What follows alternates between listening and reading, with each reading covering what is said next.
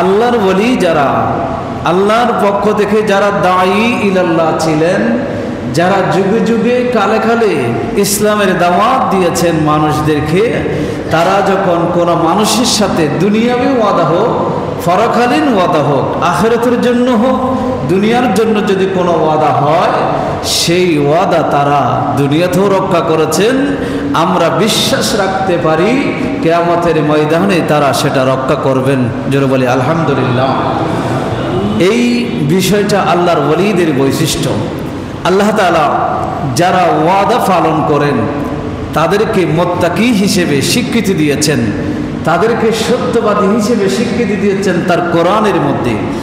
যুগে যুগে যারা ওলি হয়েছেন, ওলি তখন হতে পারে যখন ওয়াদা পূর্ণ করে। এই জন্য আল্লাহ তাআলা আগে থেকে কোরআনের মধ্যে ওলি কারা হবে সেটা বর্ণনা দিয়েছেন। জোরে বলে সুবহানাল্লাহ। আল্লাহ রাব্বুল আলামিন বলছেন, ওয়াল মাউফুনা বিআহদিহিম ইযা আহাদু والصابرين في البأساء والضراء وحين البأس أولئك الذين صدقوا وأولئك هم المتقون।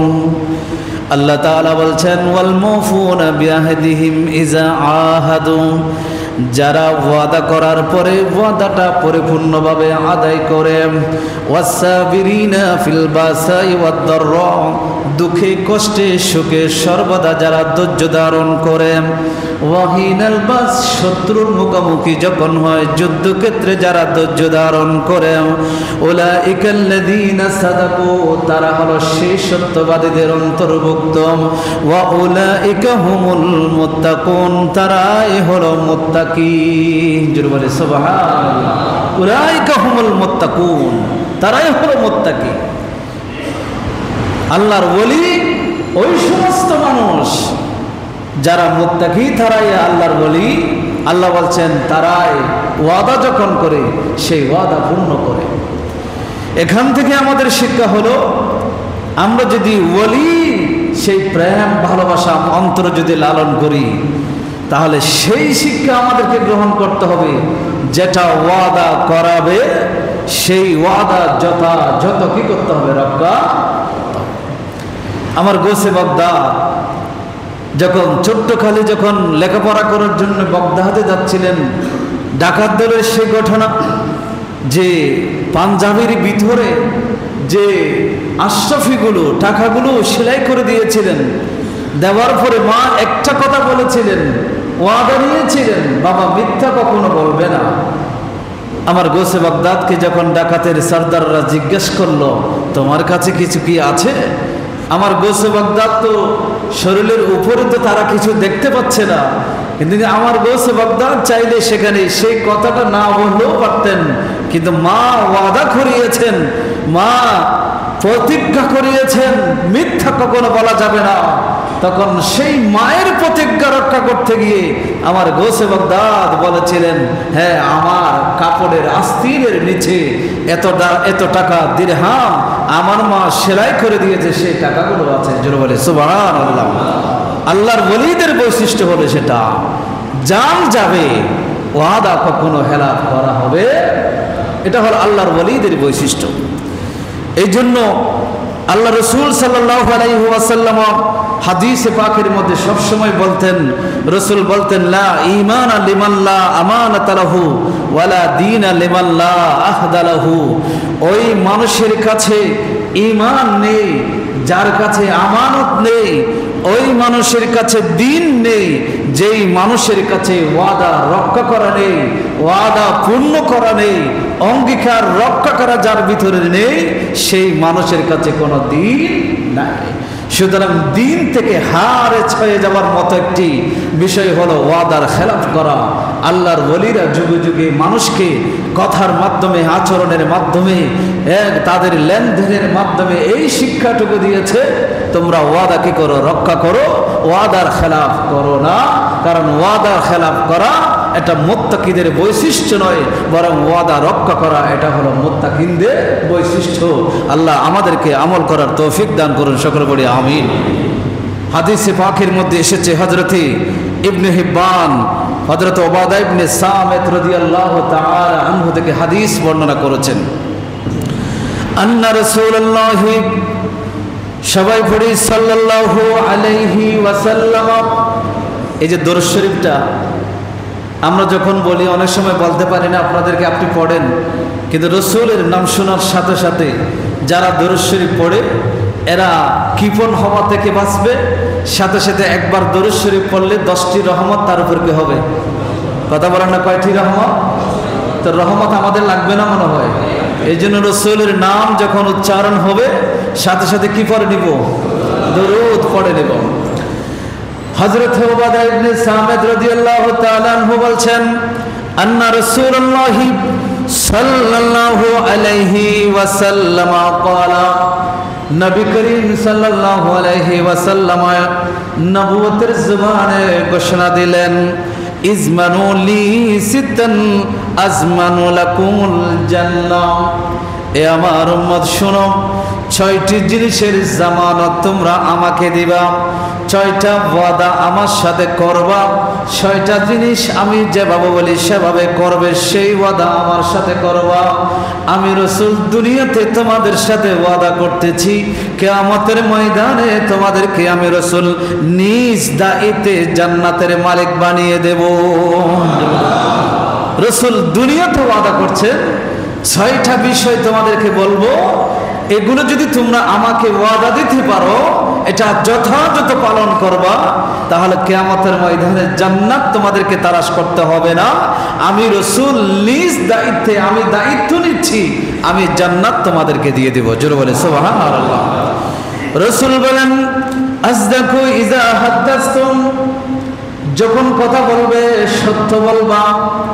কথা বললে, কথা বলেন না, কথা বললে সত্য বলবে। কথা বললে কি বলতে হবে? সত্য বলতে হবে। বলিনি আমরা বলি না। কথা বললে সত্য বলতে হবে। রাসূল ওয়াদা দিয়েছেন, যদি এই কাজটা করতে পারো আমি নিজ দায়িত্বে তোমাকে জান্নাত দেব। রাসূল বলেন সত্য কথা বলবে, কথা যখন বলবে সত্য বলবা। ওয়া আউফু ইযা ওয়াআদতুম, ওয়াদা যখন করবা ওয়াদা পূর্ণ করবে। ওয়াদা করার পরে ওয়াদা যদি পূর্ণ করতে পারো, এই গ্যারান্টি যদি আমাকে দিতে পারো, তোমার আমলের মাধ্যমে কিয়ামত পর্যন্ত আমি রাসূলকে যদি সেই গ্যারান্টি নিশ্চয়তা দিতে পারো, রাসূল বলেন আমি তোমাকে জান্নাত দিয়ে দেব। জোরে বলেন সুবহানাল্লাহ। রাসূল বলেন যখন তোমার কাছে কোন আমানত রাখা হবে, সেই আমানত তুমি যথাযথ আদায় করবা। ওয়াহফাজু ফুরুজাকুম, তোমার লজ্জাস্থানের হেফাজত করবা।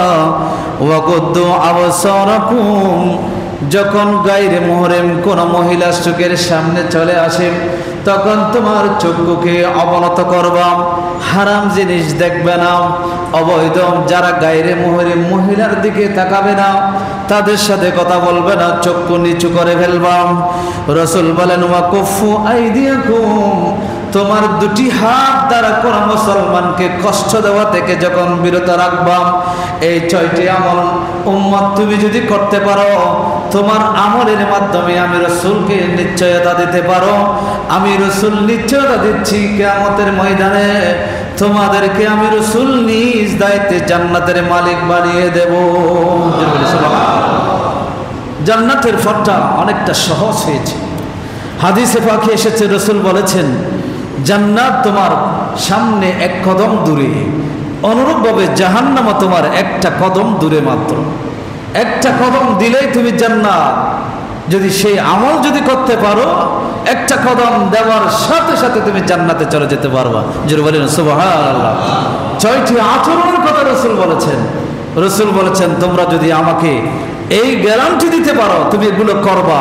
কিংবা এখন তো রাসূলের সাথে আমাদের যে রাসূল পর্দা করেছেন, সরাসরি নিশ্চয়তা দেওয়ার মতো ব্যবস্থা নেই, কিন্তু আপনি আমল করেন, আমলের মাধ্যমে যখন আপনি নিশ্চয়তা দিতে পারবেন, তখন আল্লাহ রাসূলের সেই ঘোষণা কিয়ামতের ময়দানে জান্নাতের মালিক বানিয়ে দেওয়ার ঘোষণা, সেটা আল্লাহ রাসূলের পক্ষ থেকে কিয়ামতের ময়দানে আমাদের জন্য ব্যবস্থা হয়ে যাবে। আল্লাহ কবুল করুন, সকলে বলি আমিন। সম্মানিত উপস্থিতি, আল্লাহর ওয়ালিদের বৈশিষ্ট্য ছিল সেগুলো। এই হাদিস এবং সুন্নাহ এবং কোরআন এবং সুন্নাহর বিপরীত আল্লাহর ওয়ালিদের জীবনীতে কোনো আমল ছিল? সমস্ত আমল, তাদের পুরা জীবনটা কোরআন এবং সুন্নাহ অনুযায়ী ছিল। আল্লাহ রসুলের আদর্শ অনুযায়ী তারা জীবন গঠন করতেন, সে অনুযায়ী মানুষকে পরিচালিত করতেন, তরিকতের দীক্ষা দিতেন, মানুষকে দুনিয়া বিমুখ করে আখিরাতের পথিক বানানোর জন্য কি করতেন? চেষ্টা করতেন। আমরা যদি ওয়ালিদের সেই আশিক হই, ওয়ালি প্রেমিক হই, ওয়ালির মহব্বত, আউলিয়ায়ে কেরামের মহব্বত যদি আমাদের অন্তরে থাকে, শুধু অন্তরে মহব্বত রাখলে হবে না, আমাদের আচার আচরণে এই আদর্শগুলো আমাদেরকে কি করতে হবে? পালন করতে হবে। আল্লাহ আমাদের সকলকে কবুল করুন, সকলে পড়ি আমিন। এরপরে আল্লাহর ওয়ালিদের আরেকটা বৈশিষ্ট্য ছিল, লা ইয়াইশুনা আলাতান আলান নাস বাল ইয়ামালুনা লিকাসবি আকওয়াতিহিম। আল্লাহর ওয়ালিরা, এখন অনেক ওয়ালি দেখা যায়, অনেক দরবার দেখা যায় যে মুরিদ যারা আছে তাদের কাছে কবর পাঠায় হাদিয়া আনার জন্য, হাদিয়া নিয়ে যাওয়ার জন্য বলা হয়। কিন্তু আল্লাহর ওয়ালিরা কখনো কোন মানুষের কাছ থেকে হাদিয়া নেওয়ার জন্য কি তাকে না বসে তাকে। আমি যেখানে লেখাপড়া করেছি জামিয়া আহমদিয়া সুন্নিয়া, অন্যগুলো বলছেন, আমি আমার এই জায়গা থেকে বলছি। সৈয়দ আহমদ শাহ সিরকুটি রহমতুল্লাহি আলাইহ তিনি মাদ্রাসা প্রতিষ্ঠা করার পরে তিনি বলেছিলেন যে মুঝে দেখনা হে তো মাদ্রাসা কো দেখো, আমাকে যদি দেখতে চাও, আমার সাথে যদি সম্পর্ক রাখতে চাও, তাহলে শুধু মাদ্রাসাকে দেখো, আল্লাহর রসুলের সেই মার্কাজটাকে দেখো, সেই মার্কাজের খেদমত করবা, আমার সাথে তোমার সম্পর্ক তৈরি হয়ে যাবে। দ্বীন প্রতিষ্ঠার জন্য, কোরআন সুন্নাহর খেদমতের জন্য, দ্বীনের প্রসারের জন্য যে মার্কাজ তিনি তৈরি করে দিয়েছেন, তিনি বলেন নাই আমার সাথে সম্পর্ক করতে চাইলে আমার কাছে হাদিয়া পাঠাইবা, একথা বলেছেন আমি তোমাদের দ্বীনের সেই মার্কাজ চালু করে দিয়েছি, সেই দ্বীনের মার্কাজটা এমনি চলবে না, সেটা যদি তোমরা ভালোভাবে চালাতে চাও, দ্বীনের সেখান থেকে তোমরা যে কোরআন সুন্নাহর ফায়দা যদি নিতে চাও, তাহলে তোমরা সেই দ্বীনের মার্কাজের খেদমত করো, আমি এমনিই তোমাদের উপর সন্তুষ্ট হয়ে যাব। জোরে বলে সুবহানাল্লাহ। প্রত্যেকটা হক্কানি যারা ওয়ালি আছেন, প্রত্যেকটা দরবার যেগুলো আছে, তারা মুরিদের কাছ থেকে কি চায় না? হাদিয়া। আমাদের এলাকায় গারাঙ্গিয়া দরবার আছে, অনেকে সেই গারাঙ্গিয়ার মধ্যে বড় হুজুর কেবলা এবং ছোট হুজুর কেবলা দুইজন পীর সাহেব ছিলেন, তাদের খলিফারা আছে।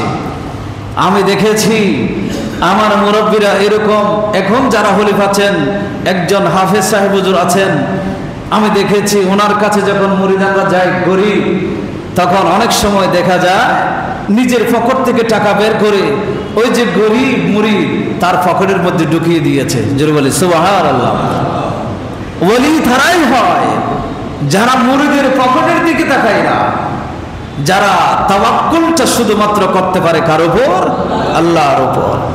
এই জন্য ওয়ালিদের বৈশিষ্ট্য হলো যারা ভিক্ষুকের মতো জীবন যাপন করে না, নিজে কর্ম করে নিজে চলার কি করে চেষ্টা করে, নিজের উপার্জন দিয়ে নিজে পরিশ্রম করে নিজে চেষ্টা করে নিজের জীবন যাপন করার জন্য।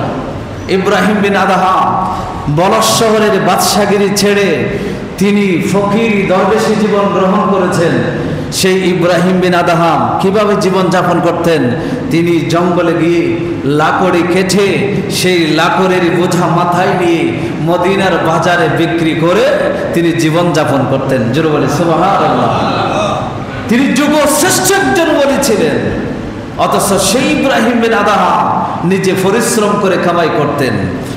সেভাবে আবুল হাসান হিরকানি রহমতুল্লাহ আলাইহির জীবনী আমি যে সংক্ষেপ করে বলছি, তিনি তার পরিবারের জন্য নিজে জঙ্গলে গিয়ে তিনি লাকড়ি সংগ্রহ করে আনতেন।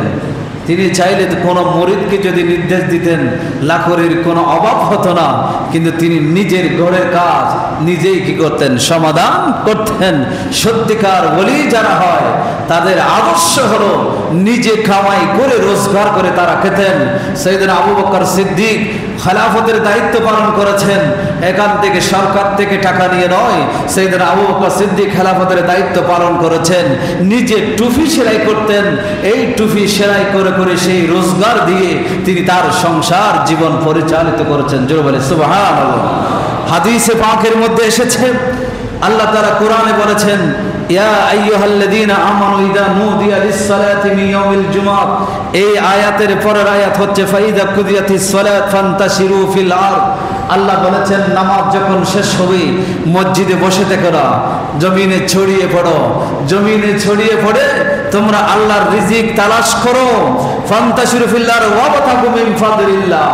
আল্লাহর রিজিক, আল্লাহর পক্ষ থেকে রিজিক তালাশ করো। ওয়াজকুরুল্লাহ, আল্লাহর জিকির করো। লাআল্লাকুম তুফলিহুন, যদি বেশি বেশি আল্লাহর জিকির করো তাহলে তোমরা সফল হবে। সেই কথা আল্লাহ কোরআনে বলেছেন। এই আয়াতের ব্যাখ্যায় তাফসিরে ইবনে হাতিমের মধ্যে ইবনে আবি হাতিম তিনি একটি বর্ণনা নকল করেছেন। কানা আর-রাক বিন মালিক রাহমাতুল্লাহি, আল্লাহর একজন ওলি এরকম নামাজ পড়ে ইজা সাল্লাল জুমআ ইনসারাফা, জুমার নামাজ আদায় করে তিনি মসজিদের সেই মসজিদ থেকে বের হয়ে দোয়া পড়ে মসজিদ থেকে বের হয়ে একটু বসতেন। বসার পরে ফাওয়াকাফা আলা বাবিল মসজিদ ফাকালা, তিনি দোয়া করতেন, আল্লাহুম্মা আজাবতু দাওয়াতাকা, তুমি দাওয়াত দিয়েছো মসজিদে আসার জন্য, সেই দাওয়াতের জবাব আমরা দিয়েছি, আমি জবাব দিয়েছি। ওয়াসাল্লাইতু ফরিদাতাকা, তুমি যেই নামাজ আমার উপর ফরজ করেছো সেই ফরজ নামাজ আমি আদায় করেছি। এবং ওয়ান্তাশারতু কামা আমারতানি, তুমি যেভাবে নির্দেশ দিয়েছো আদায় করার পরে মসজিদ থেকে বের হওয়ার জন্য, জমিনে ছড়িয়ে পড়ার জন্য, সেভাবে আমি বের হয়ে এসেছি। ফারজুকনি মিন ফাদলিকা ওয়া আনতা খায়রুর রাজিকিন, ও আল্লাহ তুমি তোমার করুণা থেকে, তোমার দয়া থেকে আমাকে রিজিক দান করো, তুমি হচ্ছে সর্বোত্তম রিজিক দাতা। জোরে বলি সুবহানাল্লাহ। আল্লাহর ওলিরা আল্লাহ যেভাবে বলেছেন সেভাবে আমল করতেন, নিজে ইনকাম করে খেতেন। হযরতে দাউদ আলাইহিস সালাম এর সবচাইতে পৃথিবীতে নবীদের মধ্যে সবচেয়ে দৃষ্টান্তমূলক যেই দৃষ্টান্ত রেখে গিয়েছেন হযরত দাউদ আলাইহিস সালাম, নিজে ইনকাম করে খেতেন। সে কথা হাদিসে পাকের মধ্যে এসেছে, ক্বালা মা আকালা আহাদুন তাআমান কাত্তুন খায়রাম মিন আইয়াকুলা মিন আমালি ইয়াদিহি। রাসূল বলেছেন মানুষ নিজে কামাই করে যেটা খায় এটার চেয়ে হালাল এবং উত্তম কোন রিজিক সে কি করে নাই, বক্ষণ করে নাই। নিজে পরিশ্রম করে যেটা কামাই করে খায় সেটাই হচ্ছে সর্বোত্তম কামাই। জোরে বলে সুবহানাল্লাহ। ওয়া ইন্না নবিয়াল্লাহি দাউদ আলাইহিস সালাম কানা ইয়াকুলু মিন আমালি ইয়াদিহি, আল্লাহর নবী হযরত দাউদ আলাইহিস সালাম নিজে রোজগার করে খেতেন। জোরে বলে না সুবহানাল্লাহ। আল্লাহ তাআলা দেওয়ার জন্য বসে আছে, আমরা শুধু আল্লাহর যেই দেওয়া সিস্টেম যেগুলো আছে সেগুলো যদি আমরা ফলো করি, অনুসরণ করি, নবীর যেই সিস্টেম সেগুলো যদি অনুসরণ করি, আল্লাহর ওলিরা নিজেদের জীবনকে যে কিভাবে গঠন করেছেন, তারা কি আদর্শ আমাদেরকে শিক্ষা দিয়েছেন, সেগুলো যদি আমরা ফলো করি তাহলে আমাদের জীবনে কখনো অভাব থাকার কথা নয়। আমরা যখন নামাজে দাঁড়াই, সর্বপ্রথম নামাজে দাঁড়িয়ে নিয়ত করার পরে আল্লাহর পবিত্রতার ঘোষণা দিই। পৃথিবীর মধ্যে যে 800 মিলিয়নের উপরে যেই মানুষ আছে, এখান থেকে মাত্র 200 মিলিয়ন মানুষ যারা আল্লাহকে স্বীকৃতি দেয়, বাকি বেশিরভাগ মানুষ আল্লাহর সাথে শরীক করে। আল্লাহর সাথে কি করে? শরীক করে। আল্লাহ আরেকটাকে আল্লাহ মানে, খোদা মানে। অথচ আমরা যখন নামাজে দাঁড়াই, যারা আল্লাহকে স্বীকৃতি দেয়, আমরা যখন নামাজে দাঁড়াই, নামাজে দাঁড়িয়ে সর্বপ্রথম আল্লাহকে স্বীকৃতি দিয়ে, আল্লাহ তুমি একমাত্র খোদা, তোমার সাথে কারোর শরীক নেই, তোমার সাথে কারো শিরকত নেই, একথা আমরা নামাজে দাঁড়িয়ে স্বীকৃতি। সুবহানাকা আল্লাহুম্মা ওয়া বিহামদিকা ওয়া তাবারাকা ইসমুকা ওয়া তাআলা জাদ্দুকা ওয়া লা ইলাহা গায়রুকা, এই কথা বলে সর্বপ্রথম নামাজে দাঁড়িয়ে আমরা স্বীকৃতি দিই, আল্লাহর পবিত্রতার ঘোষণা দিই, আল্লাহ তুমি ছাড়া কেউ খোদা নয়, তোমার সাথে কেউ সমকক্ষ নাই, তুমি একমাত্র খোদা। কে যারা সমকক্ষ তোমার সাথে দাঁড় করাচ্ছে তাদের থেকে তুমি পবিত্র। জোরে বলে সুবহানাল্লাহ। নামাজের মধ্যে সেই স্বীকৃতি আমরা দিচ্ছি। আমি একটা ঘটনা বোঝানোর জন্য সে কথাগুলো বলছি। নামাজের মধ্যে সূরা কেরাত হওয়ার পরে যখন রুকুতে যাই তখন আমরা বলি সুবহানা রাব্বিয়াল আযীম। মিনিমাম আমরা 3 বার করে বলি, কমসে কম 3 বার বলি সুবহানা রাব্বিয়াল আযীম। সুবহান মানে পবিত্র, রব্বি আমার সেই রব পবিত্র, আল আযীম তিনি মহান, তিনি মহান। সে কথা আমরা 3 বার নামাজে অন্তত 3 বার বলি রুকুতে। রুকুর পরে সিজদায় যাই, সিজদা হচ্ছে 2টা, প্রত্যেকটা সিজদার মধ্যে আমরা বলি সুবহানা রাব্বিয়াল আলা, আমার রব পুত পবিত্র যিনি মহান। আলা শব্দের অর্থ মহান। সেই কথা আমরা সিজদার মধ্যে মিনিমাম 3 বার আমরা বলি। তাহলে 2টা সিজদার মধ্যে মোট 6 বার হয়, রুকুতে 3 বার হয়, 9 বার হয়। শুরুতে 1 বার বললাম, মোট 10 বার ধরলাম। 10 বার আমরা একটা রাকাতে আল্লাহর পবিত্রতা ঘোষণা করছি, আল্লাহকে শিরক থেকে মুক্ত করে ঘোষণা করছি। আল্লাহ ছাড়া কেউ আমাদের রব নাই সে কথা স্বীকৃতি দিচ্ছি। আল্লাহর সাথে কারো শিরকত নাই, শরীক নেই, আল্লাহ অদ্বিতীয় সে কথা আমরা ঘোষণা দিচ্ছি। ঠিক কিনা বলেন না? এটা আমরা ঘোষণা দিচ্ছি নামাজে। দেখেন আল্লাহ বলতেছেন, আল্লাহ কি নিয়ামত দিচ্ছেন সেটা বোঝানোর জন্য বলছি। হযরত ইউসুফ আলাইহিস সালাম তিনি মিশরের রাজা হলেন। যখন মিশরের রাজা হলেন 7 বছর সেখানে গম উৎপাদন হলো। সেই 7 বছর গমগুলো জমা করা হলো। বাকি 7 বছর দুর্ভিক্ষ হবে, এই জন্য সেই দুর্ভিক্ষের সময় সেগুলো বিতরণ করার জন্য সেগুলো জমা করা হলো। তখন এই দুর্ভিক্ষ 7 বছর যাওয়ার পরে যখন দুর্ভিক্ষ শুরু হলো তখন লোকেরা ওই মিশরের রাজার কাছে এসে এসে গম সংগ্রহ শুরু করছিল। সেই গমের মধ্যে প্রতিজন মানুষকে 1 সা মানে হচ্ছে 3 কেজি 270 গ্রাম, 3 কেজি 270 গ্রাম তথা 1 সা পরিমাণ গম প্রত্যেক মানুষকে দেওয়া হতো। এইভাবে দিতে দিতে একজন মানুষ আসলো। আসার পরে ইউসুফ আলাইহিস সালাম বসা আছেন চেয়ারে। যখন তাকে 1 সা গম দেওয়া হলো তখন বললেন জিদিনি, বলে ইউসুফ আমাকে একটু বাড়িয়ে দেন, হে মিশরের রাজা আমাকে একটু বাড়িয়ে দেন। তখন নির্দেশ দেওয়া হলো, তাকে আরেক সা গম দেওয়া হলো, দ্বিতীয় সা দেওয়া হলো।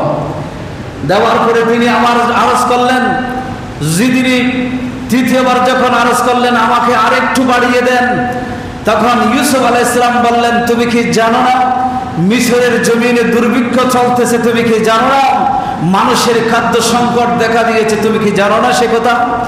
তখন সেই মানুষটা ফকিরটা, এটা ফকির হিসেবে এসেছে, সেই ফকিরটা আরজ করতে লাগলো, আই ইউসুফ আপনি কি জানেন? আনতা তা'লামু মান আলাম, বলে আমি কে সেটা কি আপনি জানেন? তখন ইউসুফ আলাইহিস সালাম বললেন তাহলে বলেন মান আনতা, তুমি কে, তুমি একটু পরিচয় দাও।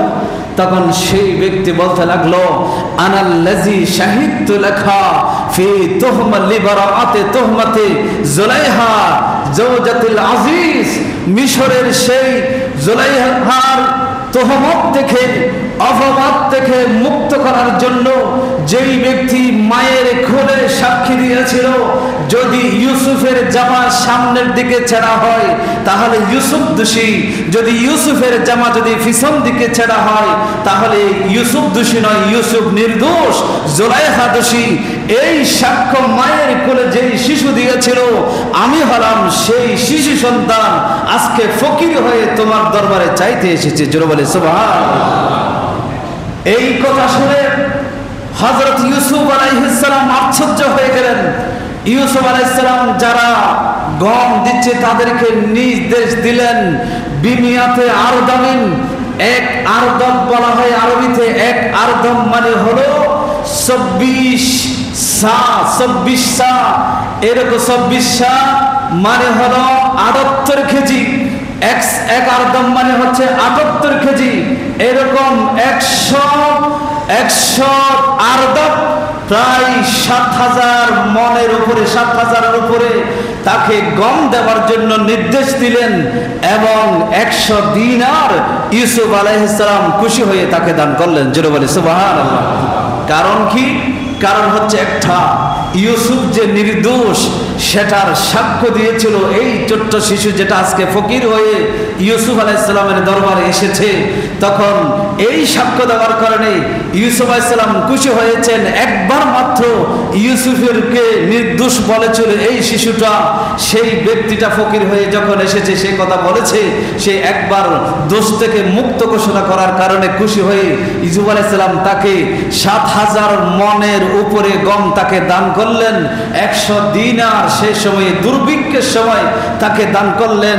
সেটা দেখে আমার আল্লাহ এত খুশি হলেন, ওয়াহি পাঠাইলেন ইউসুফ আলাইহিস সালামের কাছে, আই ইউসুফ, যেই ব্যক্তিটা তোমাকে নির্দোষ বলে সাক্ষ্য দিয়েছিল মাত্র একবার, সে একবার নির্দোষ বলে তোমাকে সাক্ষ্য দেওয়ার কারণে, তোমার পক্ষে কথা বলার কারণে খুশি হয়ে তুমি যদি 7,000 মণ এবং 100 দিনার যদি তুমি দান করতে পারো, তাহলে তুমি আমার ওই বান্দা সম্পর্কে খেয়াল করো, যেই বান্দাগুলো দৈনিক দিনে এবং রাতে, সকাল এবং সন্ধ্যা আমি আল্লাহর ওয়াহদানিয়তের স্বীকৃতি দিচ্ছে, আমি আল্লাহকে নির্দোষ বলে স্বীকৃতি দিচ্ছে, সুবহান রাব্বিয়াল আযীম বলে ঘোষণা দিচ্ছে, সুবহান রাব্বিয়াল আলা বলে ঘোষণা দিচ্ছে, সকাল সন্ধ্যা 24 ঘন্টা আমি আল্লাহর ওয়াহদানিয়তের স্বীকৃতি দিচ্ছে, আমার হাবিব মুহাম্মদুর রাসূলুল্লাহ সাল্লাল্লাহু আলাইহি ওয়াসাল্লামের রিসালাতের ঘোষণা দিচ্ছে। তাহলে তুমি বলো, প্রতিদিন 1000 বার তারা এই ঘোষণা দিচ্ছে, একবার যদি কেউ তোমাকে মুক্ত করেছে এই জন্য এত টাকা যদি দান করতে হয়, তাহলে আমি তো লামাকানের খোদা, আমার দান তো বেমেছাল, ওই বান্দাগুলোর জন্য আমি কিভাবে দান করতে পারি সেটা ইউসুফ আপনি একটু খেয়াল করেন, জোরে বলে সুবহানাল্লাহ। কত বড় দানের কথা আল্লাহ বললেন, একটু চিন্তা করে দেখেন। আল্লাহ বলতেছেন ইউসুফ একটা মাত্র আপনাকে নির্দোষ প্রমাণ করেছে, এটার জন্য যদি এত কিছু দান করতে হয়, তাহলে আপনি তো মানুষ আর আমি হলাম খোদা, আমি হলাম কি খোদা। তাহলে মানুষের দান যদি এত বেশি হয়, তাহলে আমি খোদার দান কত বড় হবে। যারা প্রতিনিয়ত নামাজে দাঁড়িয়ে আমি আল্লাহকে ঘোষণা দিচ্ছি, আল্লাহ তুমি দোষ, তোমার ভিতরে কোনো দোষ নাই, তুমি পবিত্র, তোমার কোনো সন্তান নাই, তুমি অদ্বিতীয়, এই ঘোষণা প্রতি মুহূর্তে তারা নামাজের মধ্যে দাঁড়িয়ে দাঁড়িয়ে সকাল সন্ধ্যা রাত দিন সর্বদা আমার পবিত্রতা ঘোষণা করছে। এই ইউসুফ, তাহলে তাদের জন্য আমার দানটা কিরকম হবে, আমি তাদেরকে কি পরিমাণ দান করতে পারি, এটা তুমি খেয়াল করো, জোরে বলে সুবহানাল্লাহ।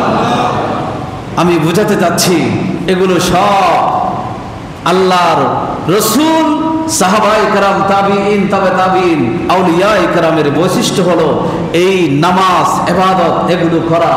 সুতরাং আমি যেই আলোচনা করছিলাম, নিজে কামাই করবেন, অন্যের কাছ থেকে সম্পদ কেড়ে নেওয়ার চিন্তা বাদ দিবেন, যতটুকু আপনার আছে সেটার উপর আপনি সন্তুষ্ট হন। আমরা যদি সেটার উপর সন্তুষ্ট থাকতে পারি, নিজে রোজগার করে যতটুকু পারি, প্রয়োজনে রিক্সা চালাবো, গাড়ি চালাবো, দিন মজুরের কাজ করব, শ্রমিকের কাজ করব, এভাবে নিজে কামাই করে যদি আপনি খেতে পারেন, এটাই হলো সর্বোত্তম রিজিক। সেই হালাল রিজিক খেয়ে যখন আপনি ইবাদতে দাঁড়াবেন, তখন ইবাদতের মজা আপনি পাবেন, ইবাদতের স্বাদ আপনি পাবেন।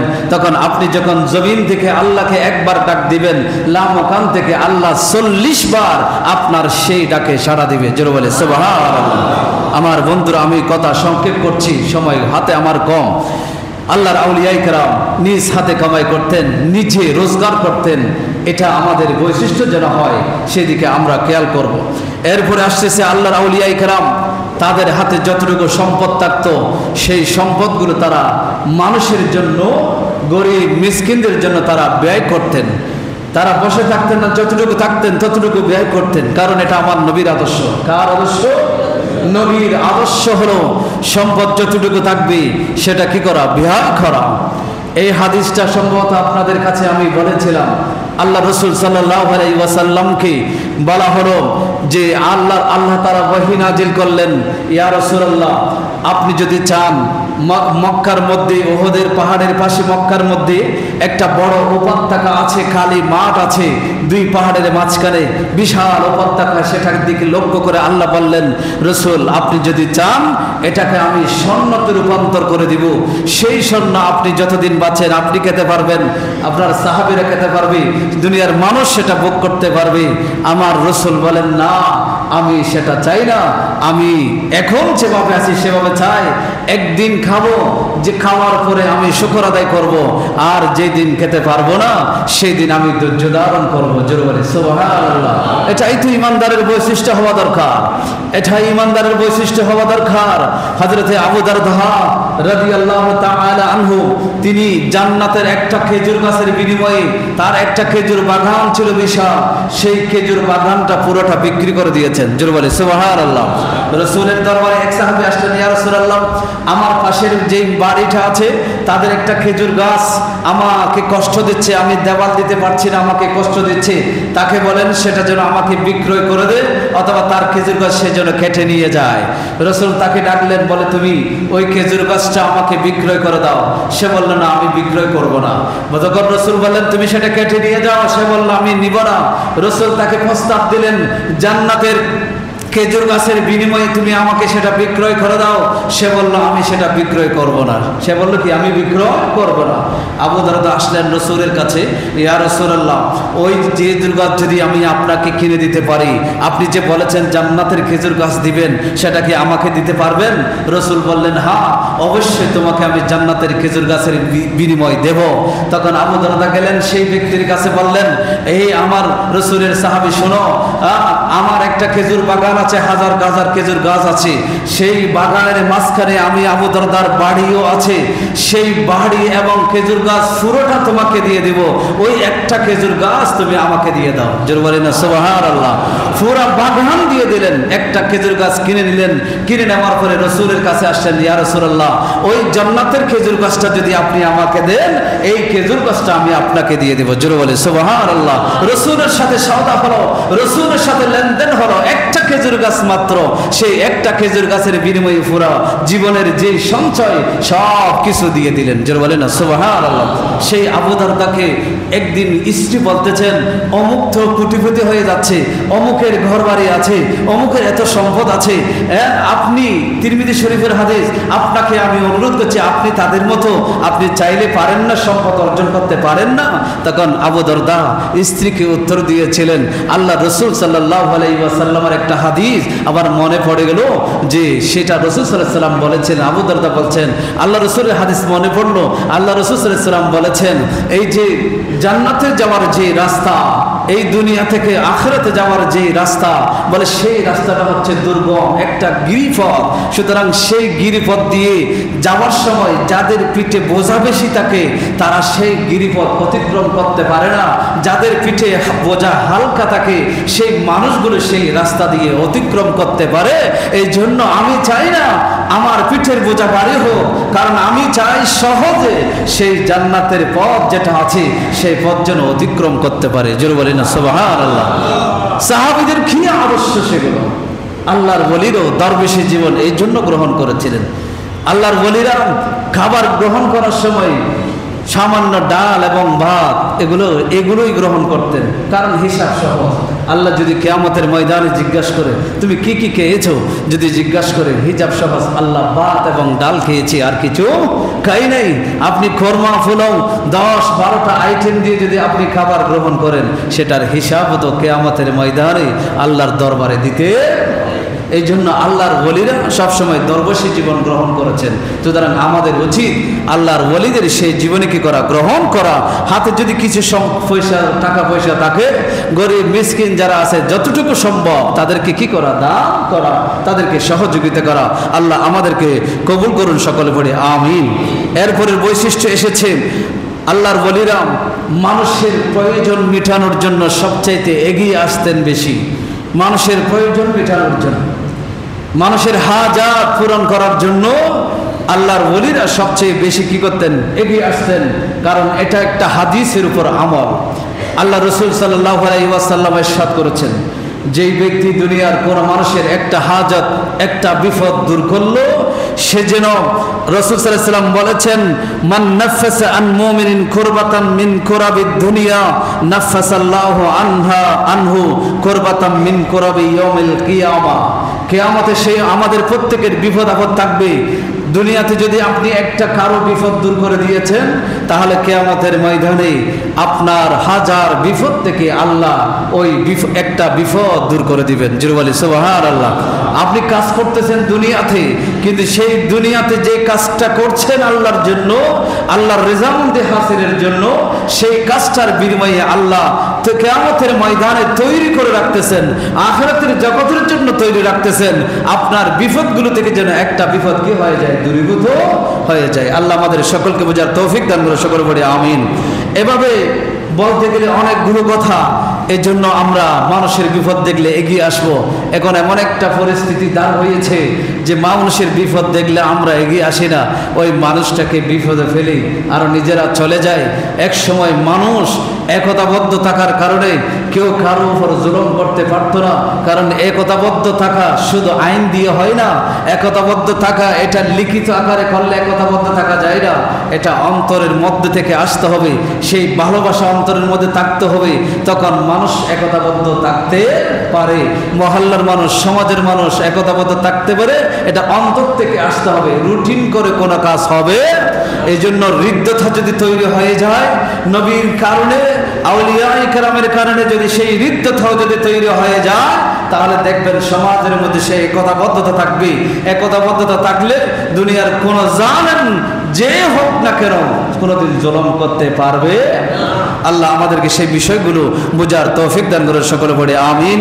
এখানেই এই বিষয়টা শেষ করছি। আরো অনেকগুলো বিষয় ছিল, আমি আর আলোচনা করছি না। আমাদের একজন